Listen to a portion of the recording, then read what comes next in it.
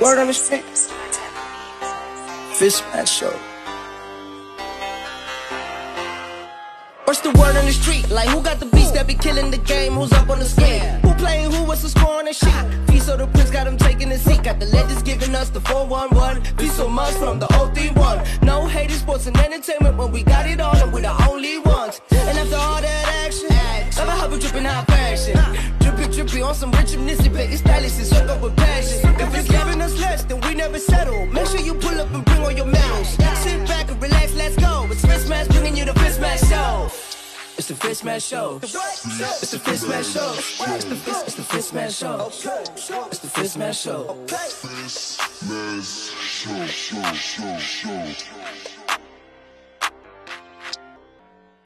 Yo, what up, what up, what up? This is the one, the only DJ Naves. Hope you're keeping up and keeping it well, man. You are currently locked into the one, the only Forex father, or as you know it, the FisMaz show. You know, shout out to my man Fiso doing big things right now. Forex father, take it home.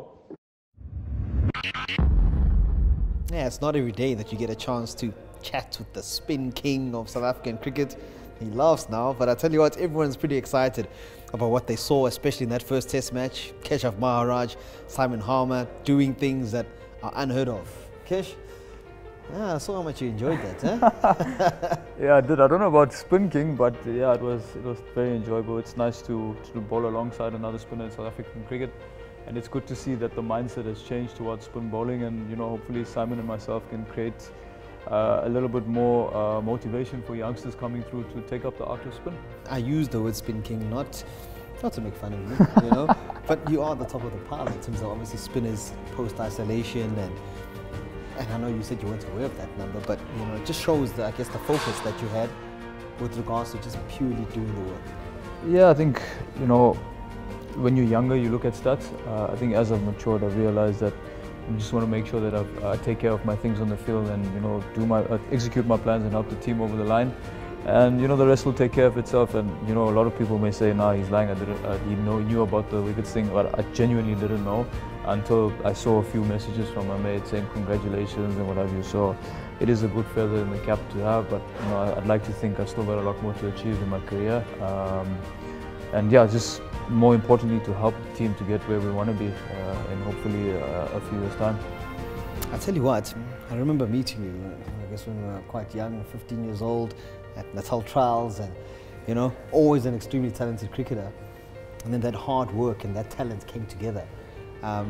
Take me through those early days, I guess your mindset as a young cricketer at Northwood High School, and I guess the dream to one day make it. Yeah, I think when you're younger, it's easy to become despondent and, you know, start blaming other people for, you know, being left out or whatever whatever the case may be. I always tried towards my early 20s, late teens to understand that I want to better myself. And the only way to better myself is through hard work, and also to give myself the conditioning to able to work hard and continue doing the right things. It's very easy to train for long hours and train probably bad habits. And it's hard to come out from that. So I had to learn very quickly. I think it helped me in my own self-esteem point of view as well. I know what I could do and what I couldn't do, and I worked basically with what I had, and you know, try to hone that skill as best I can. I still work hard today because from a personal point of view, there's a lot that I want to achieve. I have standards for myself. I always strive towards excellence. And if I don't do well, I get really despondent, but I look back to what I've done in terms of my routines, and if I've taken care of my routines, then that's all I can control. For me, yes, while cricket is an outcome-based sport, it is how I feel on the day and how I feel the ball is coming out or how I'm batting, which is most crucial for me. Take me through that mindset shift, I guess, that you would have had. You obviously speak about working extremely hard. There seemed to be a gear change in your early 20s. And I know there was a stage where you were in and out of the Natal B side, or I guess the coastal side, whatever you want to call it back in the day. Where did that mindset change to say, okay, I'm going to be a full-time pro, 24-hour professional? So at the age of 22, 23, I was actually going over to England, and I wasn't happy with my contract situation at the time because I was doing relatively well in amateur cricket. Probably played a handful of Dolphins games, did pretty well, I would think.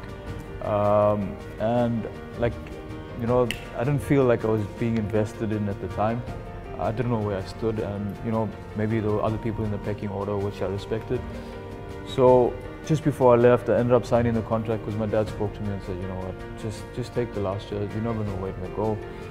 Lance Klusen at the time was the coach, and obviously I was a bit of a podgy kid, so I needed to do something about my fitness. And he spoke to me and he said, Kesh, you have the ability to become a national player one day. Your first thing is to make sure that you lose weight. Went to England, being the person that I am, did my research with the trainer at the time. Zaf Azmout was the trainer at the Dolphins at the time. Spoke to him, he sent me a few programs, always checked up on me. And I ended up losing 17.5 kgs in a space of 8 weeks. For me, it was life-changing, not from a physical point of view, but more for a self-esteem point of view. Always used to see the guys in the change room take off their shirts, six-packs, tones, whatever, and I always thought, I want to be like that, but right now I look like this, so let me go in the bathroom and change my shirts. You know, it was a very uncomfortable feeling. Came back, probably never saw me with the shirt on, put it that way, for that period of time, because I was so happy and chuffed with what I've achieved with my body that I kept my shirt off 90% of the time. But yeah, just from a confidence point of view, I believed I could do anything from that. With that hard work and with myself in the best physical condition I could be, I wanted to achieve anything I could possibly put my mind to, and ended up playing my first proper full season of Dolphins cricket. Did well in the longer format, and you know, a couple of years later, I got called up to the national team, which for me was a very emotional time. For my family, it was extremely emotional. You know, the years and years of hard work, to see it come and sort of pay dividends at the time was an achievement. But you know, when my dad and I started this journey, a lot of family people laughed at us and told us to give up while you can. So I think it was more of a thank you to you for the motivation in a negative way that, you know, I was very grateful for. And you know, to my parents, to my family, to my fiance, you know, they've always motivated me, guided me, kept me grounded, pushed me through those dark moments. It's very easy to be sitting in a corner feeling down and out, you know. Everyone's sporting career has ups and downs. But you know, that's where you rely on them to pull you out those moments quicker rather than later, and you know, very grateful for that. If I'm not mistaken, there was a time when I think Russell Domingo was the coach, and I was down at Chatsworth Oval, having a look at the Proteas training session. I think I was working for Supersport at the time, and I saw Keshav Maharaj there. He wasn't wearing the Proteas kit, but he was down there. I'm like, is my boy in the mix there? What's the story? I mean, take me through that. I guess being brought in slowly but surely, because a short while later, I mean, you finally got your sniff. Yeah, so it's actually an interesting story. We had a SAA tour in Zimbabwe. I didn't play any one-day games, although I was in the squad. Didn't play the first 4-day game, played the second one. Did really well over there. Got told I'm going to Australia with the SAA team again there's a 4-day series and what have you. And Mali Bongwe was the coach at the time, and I just asked him, Mali, I know there's other spinners coming. I just want to know, where do I stand? Am I going to play? He's like, Kesh, unfortunately you're not going to play, but you're going to be a part of the squad. Which for me it was a blessing in disguise, because I made peace that, you know, I'm going there. I'm not going on a holiday. I'm actually going there to work. And you know, I went there for the 2.5 weeks that we were there. I worked extremely hard. You know, I used to bowl by myself, and you know, actually P was there at the time. I think he was selector, but he came with. He actually worked a bit on my batting as well. And then whilst I was there, I know South Africa had a tour of New Zealand. Oh, New Zealand were touring South Africa. So I got called up. There was a culture camp before that. Obviously Russell was coach, and so I just thought, you know what, I'm coming there because Mitch Santner was the spinner at the time. So, you know, trying to emulate, give the guys practice. Went into the culture camp, came to Durban, had my first training session at Kingsmead. I was so nervous. I don't know why, but I felt like I was on a trial. Just, you know, creating some hype and excitement. Bowled okay. And then, yes, that day at Chatsworth, obviously, Russell was coach.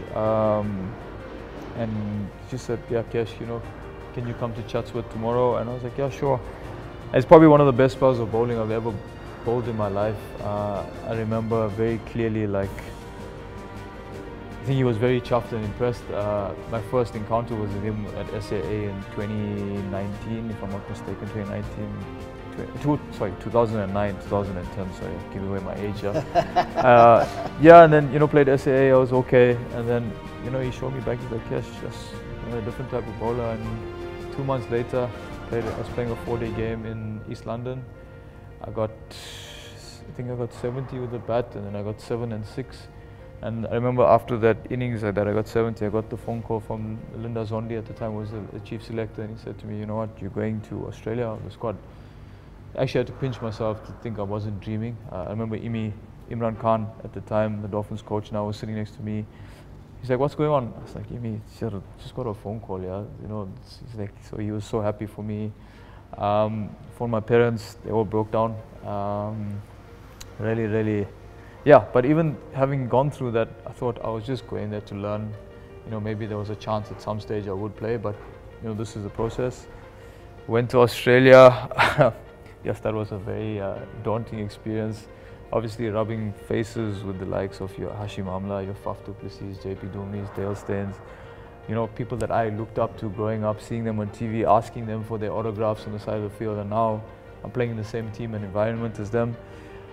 Yeah, I didn't expect to play. Bowled nicely, played a one-day game. I actually got injured, so I got extremely worried.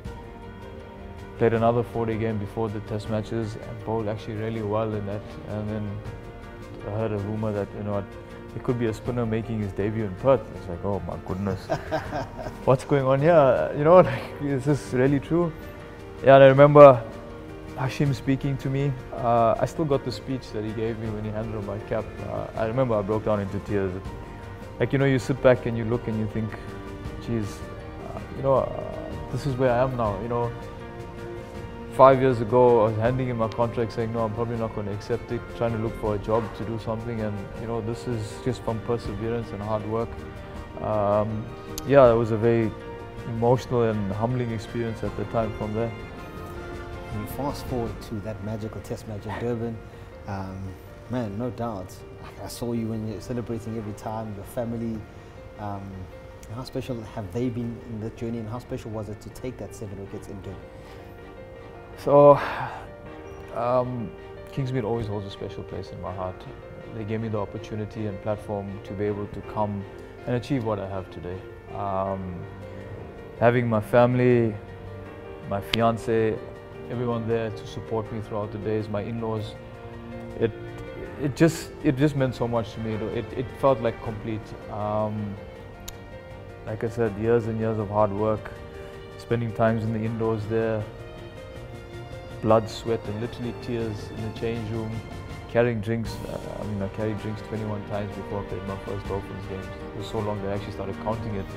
But yeah, it was really emotional. I think, I felt those bowling really nicely in the first innings. Never got the reward, but I still felt good. I kept myself in a good space. And I remember the coach also spoke to me at the time and said, you know what, Kesh, you bowled extremely well. Who knows in the second innings, what may happen. And yeah, I was more motivated and stuff to make an impact, also because I know the Proteas record in Durban is not great, and I want to try single-handedly shift that mindset, make it become one of our fortresses, hopefully going forward, where people actually enjoy it. I think Heinrich has done an amazing job to the stadium. The pitch with Asif and Wilson, they have also done an exceptional job, and just the whole look and feel of Kingsmead has become a more homely place, and a place where people actually want to play cricket. So to answer the question, sorry to harp on that, it's just, for me, it's a special place. It's always good to play cricket at home. Yeah, it's just every day I wake up and I go to training, I always drive into Kingsmead and I still get the same goosebumps that I did when I played my first Dolphins game.